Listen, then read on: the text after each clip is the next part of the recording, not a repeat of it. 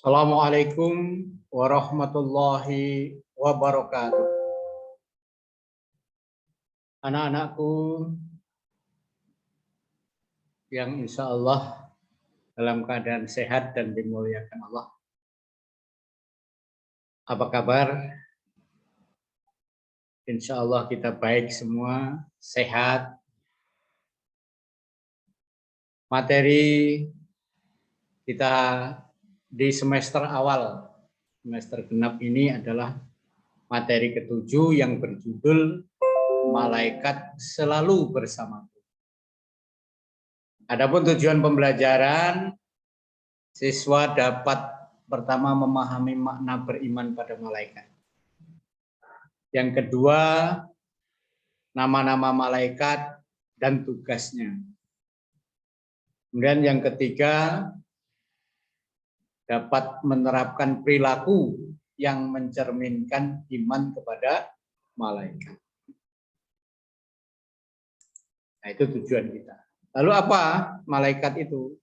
Malaikat adalah makhluk gaib yang diciptakan Allah dari cahaya, senantiasa menyembah Allah, tidak pernah mendurhakai perintah Allah, serta senantiasa melakukan apa yang diperintahkan kepada mereka. Jadi malaikat itu makhluk gaib, maksudnya yang tidak bisa kita lihat, yaitu terbuat dari cahaya, selalu menyembah kepada Allah, tidak pernah mendurhakai perintah Allah, dan senantiasa melakukan apa yang diperintahkan kepada Allah. Jadi malaikat itu tidak punya nafsu, yaitu patuh dan taat kepada Allah Subhanahu wa Ta'ala. Maka kalau ada orang yang punya sifat-sifat ini sering, dia itu malaikat. Nah, itu sering kan terjadi, kawan kau baik, yang atau wong baik, pasti dikatakan kau ini cak malaikat.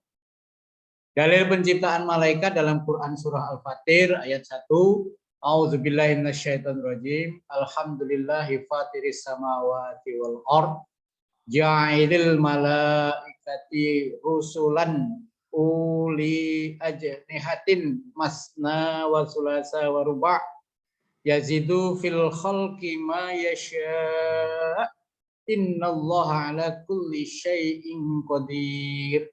Segala puji bagi Allah, pencipta langit dan bumi, yang menjadikan malaikat sebagai utusan-utusan untuk mengurus berbagai macam urusan, yang mempunyai sayap, masing-masing ada yang 2, 3, dan 4. Allah menambahkan pada ciptaannya apa yang dikehendakinya, sesungguhnya Allah Maha Kuasa atas segala sesuatu.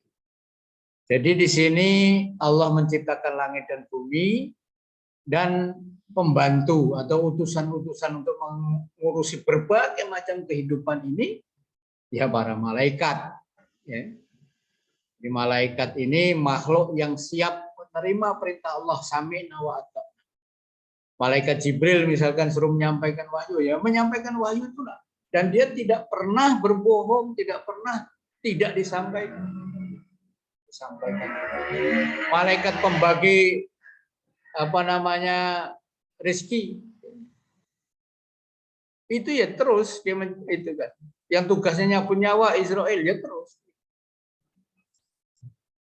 Kemudian hadis tentang penciptaan jin, malaikat dan manusia. An Aisyah qalat, qala Rasulullah sallallahu alaihi wasallam, khuliqatil malaikatu min nurin wa khuliqal jannu min marijin min nar wa khuliqal adama mimma wasifarakum, rawahul Muslim. Kata Aisyah, Rasulullah SAW bersabda, malaikat diciptakan dari cahaya, jin diciptakan dari nyala api, dan Adam diciptakan dari apa yang telah diterangkan kepada kalian, yaitu tercipta dari tanah. Jadi jelas, malaikat diciptakan dari cahaya, jin diciptakan dari nyala api, kemudian malaikat itu manusia itu diciptakan oleh Allah dari tanah. Uraian Rasulullah SAW mengabarkan tentang titik permulaan penciptaan makhluk.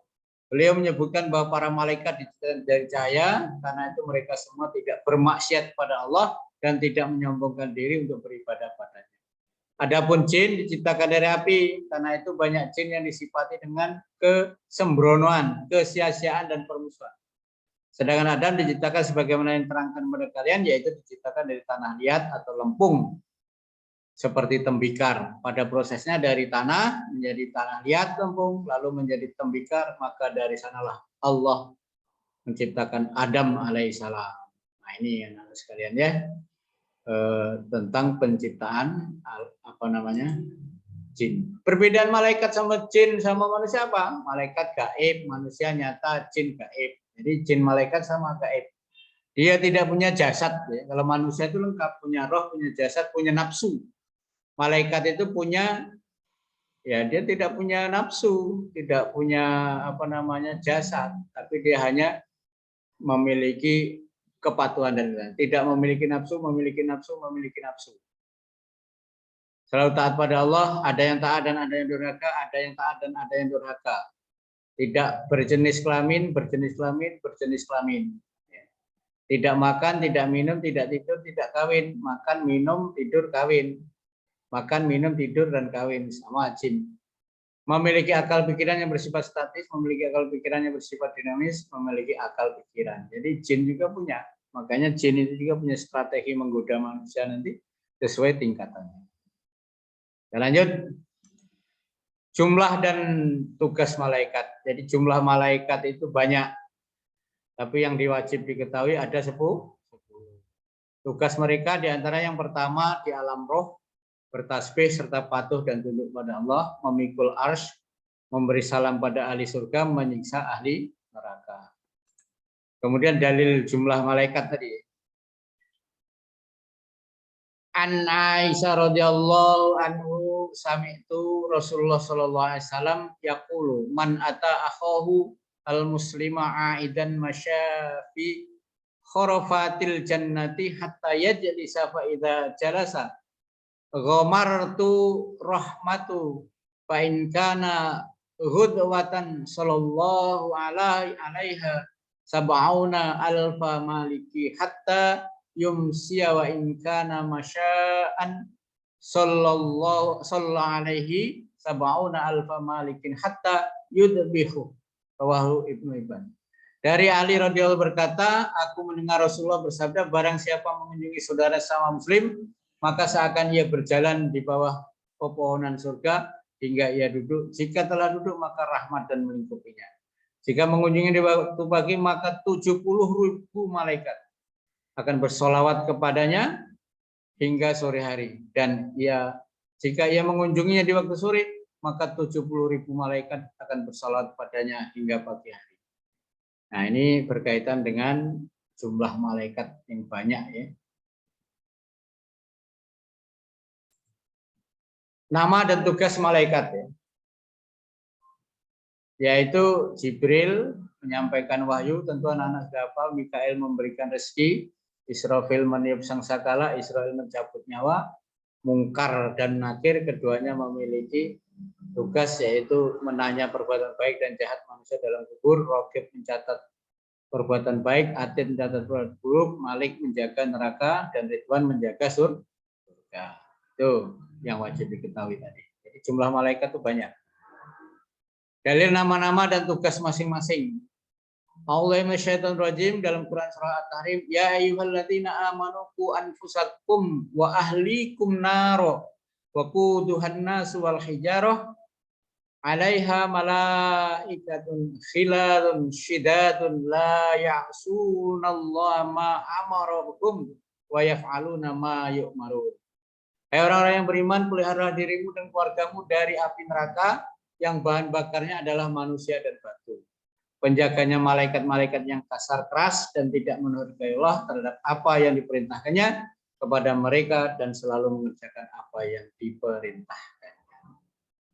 Jadi ini tugas dari malaikat tadi ya, sudah memiliki tugas masing-masing, kemudian dia akan patuh dan perintahnya kepada Allah itu.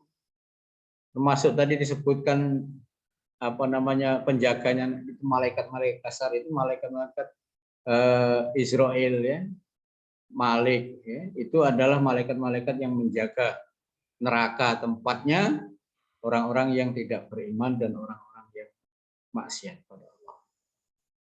Berikutnya fungsi iman kepada malaikat. Beriman pada malaikat memiliki pengaruh yang agung dalam kehidupan setiap mukmin. Pertama, mengetahui keagungan, kekuatan, kesempurnaannya. Sebab keagungan yang diciptakan makhluk menunjukkan keagungan yang menciptakannya. Dengan demikian akan menambah pengagungan dan pemuliaan seorang mukmin pada Allah, di mana Allah menciptakan para malaikat dari cahaya dan diberinya sayap-sayap. Nah, dengan memahami bahwa malaikat diciptakan oleh Allah dan mendukung untuk mengurus seluruh alam semesta yang sangat luas dan tidak terbatas ini, maka malaikat itu adalah makhluk Allah yang agung. Sudah itu senantiasa istiqomah mentaati Allah. Nah, barang siapa beriman pada malaikat yang mencatat semua amal perbuatannya, maka ia menjadikan semakin takut pada Allah sehingga dia tidak berbuat maksiat. Karena di kanan kirinya itu sudah ada raqib dan atid yang tidak mungkin lengah dari pengawasannya. Karena itu kehadiran Allah dan ada malaikatnya kan ini akan membuat perilaku kita menjadi lebih baik. Bersabar dalam mentaati Allah serta merasakan ketenangan dan kedamaian. Karena sebagai seorang mukmin, ia yakin bahwa bersamanya dalam alam yang luas ini ada ribuan malaikat yang menaatinya Allah dengan sebaik-baiknya dan sesempurnanya. Seperti tadi kita bersolat, ketika kita melakukan menjenguk saudara kita yang sakit, kita akan mendapatkan sholawat dari para malaikat. Belum lagi ketika kita sholat malam, ya, ini akan mendatangkan malaikat bersama kita dalam beribadah. Yang keempat, bersyukur pada Allah atas perlindungan kepada anak Adam, di mana ia menjadikan sebagian para nas sebagai penjaga mereka, yang nantinya selalu membisikkan hal-hal yang baik. Yang kelima, waspada bahwa dunia ini adalah fana dan tidak kekal. Yakni ketika ia ingat malaikat maut yang akan diperintahkan menyabut nyawa kita, maka kita akan semakin rajin mempersiapkan untuk menghadapi kehidupan di akhirat.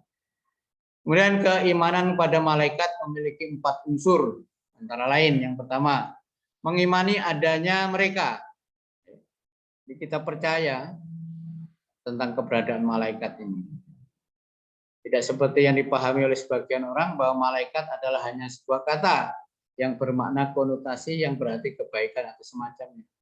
Allah Ta'ala telah menyatakan keberadaan mereka dalam firman-Nya yang artinya sebenarnya malaikat-malaikat itu adalah hamba-hamba yang dimuliakan. Mereka itu tidak mendahulunya dengan perkataan dan mereka mengerjakan perintah-perintahnya. Ini dalam Al-Anbiya ayat 6, 26 sampai 27. Jadi ada malaikat itu bukan sebuah nama saja. Fungsi-fungsinya berjalan, membagi rezeki, ya.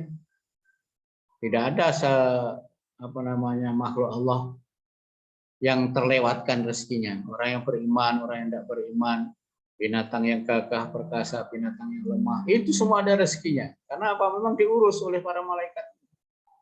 Yang kedua, mengimani nama malaikat yang telah kita ketahui, sedangkan malaikat yang tidak diketahui namanya wajib kita imani secara global. Jadi di antara dalil yang menunjukkan banyaknya bilangan malaikat tidak ada yang menghitungnya kecuali Allah adalah sebuah hadis sahih yang berkaitan dengan Baitul Ma'mur yang tadi sudah saya bacakan. Sesungguhnya Baitul Ma'mur berada di langit yang ke-7 setentang dengan Ka'bah di bumi. Setiap hari ada 70.000 malaikat yang sholat di dalamnya. Kemudian apabila mereka telah keluar maka tidak akan kembali lagi. Hadis riwayat Bukhari. Yang ketiga, mengimani sifat-sifat malaikat yang kita ketahui. Misalnya kalau Jibril mengabarkan menerima wahyu, kita yakin. Dan bahwa malaikat itu aslinya mempunyai 600 sayap dan lain-lain. Itu kita imani, ya, seperti yang telah dijelaskan oleh dalam hadis. Lalu yang keempat, mengimani dengan apa yang kita ketahui tentang pekerjaan-pekerjaan mereka. Kita mengimani dengan apa yang kita ketahui tentang mereka yang mereka tunaikan berdasarkan perintah Allah. Bertasbih, beribadah, tanpa kenal Allah, tanpa pernah berhenti. Itu malaikat. Tanda-tanda orang yang beriman antara lain berhati-hati dan dalam berbuat. Karena merasa diawasi. Terdorong untuk selalu berbuat positif. Karena ingin dapatkan amal yang banyak. Disiplin dalam melaksanakan tugas dan kewajiban karena merasa diawasi. Hidup tenang dan tentram. Buah dari ketaatan itu tenang dan tentram. Perilaku orang yang beriman pada malaikat. Jadi sesungguhnya malaikat memenuhi alam semesta ini sampai tidak ada satu jengkal pun di dunia ini kecuali mereka ada di sana. Sebab itulah Rasulullah melarang kita untuk menghadap kiblat atau membelakangnya ketika buang air kecil atau buang air besar. Maka menghormati para malaikat yang sedang melakukan sholat dan menghadap kiblat. Oleh karena itu, iman pada malaikat hukumnya wajib. Contoh perilaku beriman pada malaikat: berkata jujur, menepati janji, dan menjaga amanah. Sabar, syukur, ikhlas, tawakal. Selalu mengerjakan perintahnya dan menjauhi segala larangan. Berikutnya, dan di antara sifat-sifat yang harus dijauhi, sifat marah dan kesenangan. Jadi kemarahan adalah bencana yang merusak akal. Apabila akal sedang lemah, menyeranglah kepala tentara syaitan. Lagi pula setiap manusia yang marah, syaitan selalu mempermainkannya sebagai seorang anak main mempermainkan bola. Dan benar telah disebutkan bahwa sementara wali Allah berkata pada iblis, perhatikanlah padaku bagaimana cara engkau menguasai anak cucu Adam. Dia berkata, aku menangkapnya ketika dia marah dan senang. Jadi iblis itu akan bisa menggoda kita, akan mempengaruhi kita kalau kita sedang marah. Kalau kita sedang senang, pesta pora, nah itu. Oleh karena itu, hindari sifat marah dan senang-senang tadi. Lalu sifat tamak, yaitu mengharap manusia. Benar-benar telah diriwayatkan dari Sofwan bin sama. Sesungguhnya iblis menjelma kepada Abdullah bin Hadolah dan berkata, hai Ibn Abdullah, hafalkanlah sesuatu dariku, aku akan mengajarkan kepadanya. Berkata Abdullah adalah, aku tidak butuh itu. Iblis berkata, perhatikanlah, kalau dia tidak bisa kau ambil, dan kalau buruk kau bisa menolaknya. Hai Ibnu Abdullah, janganlah kau meminta kepada manusia dengan perintah mengharap dan perhatikan kepada engkau waktu marah. Karena kalau aku menguasaimu ketika engkau marah. Dari contoh tersebut kita dapat menyimpulkan bahwa jangan sekali-kali kita melakukan perbuatan yang tidak sesuai syariat. Karena malaikat selalu bersama kita untuk mencatat segala amal perbuatan kita. Jadi kita tidak boleh berharap pada manusia. Saya kira itu saja anak-anak sekalian. Jadi tadi sudah Bapak jelaskan bagaimana kita memahami tentang iman kepada malaikat dan hikmahnya. Mudah-mudahan ini dapat memberikan manfaat. Ya. Semoga ini dapat mencerahkan kita. Assalamualaikum warahmatullahi wabarakatuh. Terima kasih.